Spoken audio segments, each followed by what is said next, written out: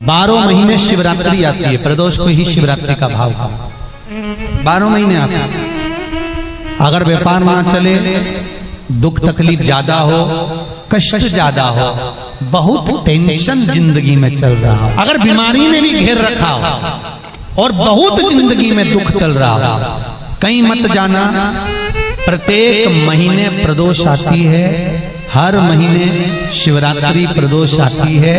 एक शमी पत्र, 5 बेलपत्र तांबे के लोटे में जल में डाल लीजिए, 7 दाने अक्षत के, आखे अक्षत के डाल लीजिए। प्रदोष काल में भगवान शंकर के मंदिर जाकर पांव में चप्पल पहनकर ना जाइए, घर में घी का दिया लगाकर कलश लेकर शिव के मंदिर में चले जाइए और शंकर जी के मंदिर में वो ऐसा कैसा ही पानी पूरा उंडेल कर डालकर शिवलिंग पर आ जाइए।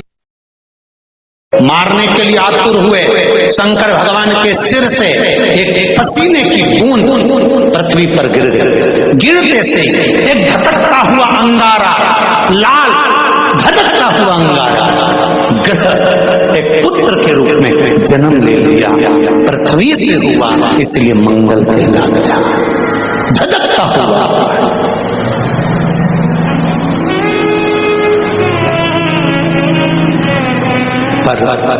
अंधकासुर अभी नहीं मरा, अंधकासुर की मृत्यु अभी नहीं हुई है।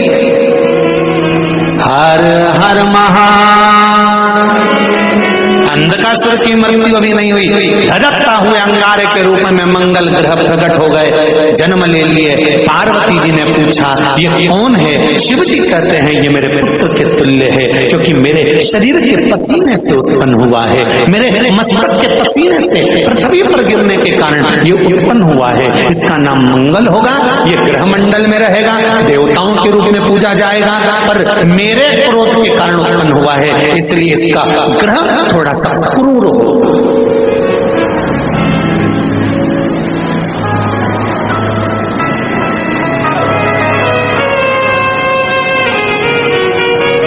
एक बात बहुत ध्यान से सुनिएगा, विवाह, शादी, संतान प्राप्ति, विवाह के बाद में विवाद या किसी नए कार्य के लिए आगे बढ़ रहे हैं और उसमें अड़चन आ रही है, तो एक बार किसी ज्योतिषाचार्य के पास जाकर पूछना, वो बता देगा या तो मंगल या शनि कुछ ना कुछ, कोई ना कोई क्रूर ग्रह तकलीफ दे रहा। ज्योतिषाचार्य के पास जाएंगे, वो कहेगा। जितने भी ग्रह हैं, चाहे राहु हो, केतु हो, मंगल हो, शनि हो, बुध हो, भौम हो, सूर्य हो, ये सारे जो ग्रह हैं ये शंकर भगवान के शिवलिंग के पास में विराजमान है। शिवलिंग के पास में विराजमान है। कभी मौका मिल जाए, विवाह शादी में देरी हो रही हो, या कोई नया कार्य चालू कर रहे हो उसमें देरी हो रही हो, या कोई सर्विस के लिए, नौकरी के लिए जा रहे हो और वो कार्य नहीं हो रहा हो, तो एक धतूरा, केवल एक धतूरा, उस धतूरे को फोड़कर उसके अंदर का फल निकालकर उस फल को शिवलिंग पर चढ़ाकर 1 लोटा जल शंकर भगवान को समर्पित कर दिन होना चाहिए मंगलवार। कौन सा दिन होना चाहिए? जम के बोलो जरा, मंगलवार समर्पित करो। उसके बाद में आप विवाह के लिए अगर समर्पित करे हैं तो विवाह में देरी नहीं होगी। व्यवसाय और व्यापार के लिए या नौकरी के लिए समर्पित करे हैं तो उसमें देरी नहीं होगी। एक पत्र में आया है, सुन लीजिए, बड़ा सुंदर संवाद है।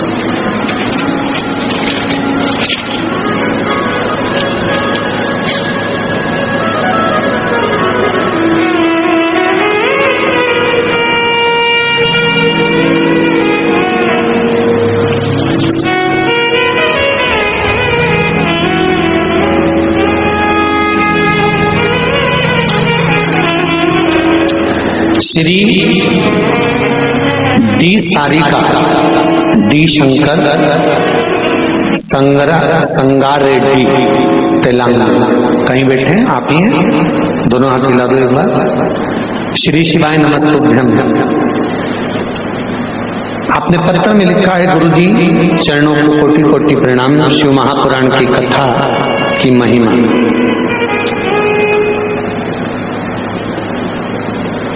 क्या क्या बताऊं? शिव पंचायत कथा से हमने, जो शिव पंचायत कथा हुई थी, आप लोगों ने भी टीवी पर श्रवण करी होगी, उस कथा से हमने सुना था। उस समय पर हमने बोर डालते समय का उपाय करने से हमने बोर करवाया और उसमें पानी की मात्रा नहीं थी, तो उपाय करा। बाबा की कृपा से पानी 85 फीट को आ गया।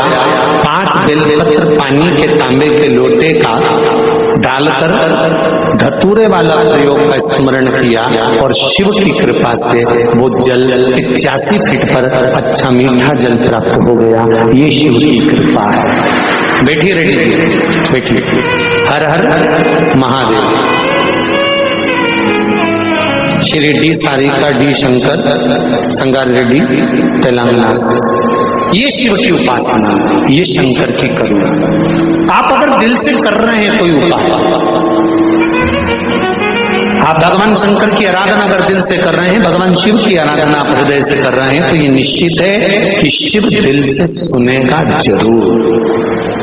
तेरा ही दिया मैंने खाया पिया है, तेरा शुक्रिया, तेरा शुक्रिया। आप शिवलिंग पर पहले चढ़ा रहे हैं, उसके बाद जल चढ़ा रहे हैं।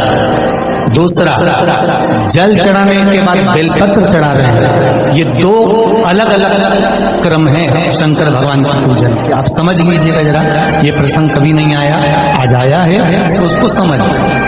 पहले बेलपत्र, उसके बाद में जल जो चढ़ाया जाता है, ये रोग मुक्ति के लिए चढ़ाया जाता है। काय के चढ़ाते हैं अपन? रोग के निवारण, रोग मुक्ति के। ज्यादा स्वास्थ्य गड़बड़ हो रहा है तो 1 लोटा दूध था और 1 लोटा पानी बेलपत्र रखकर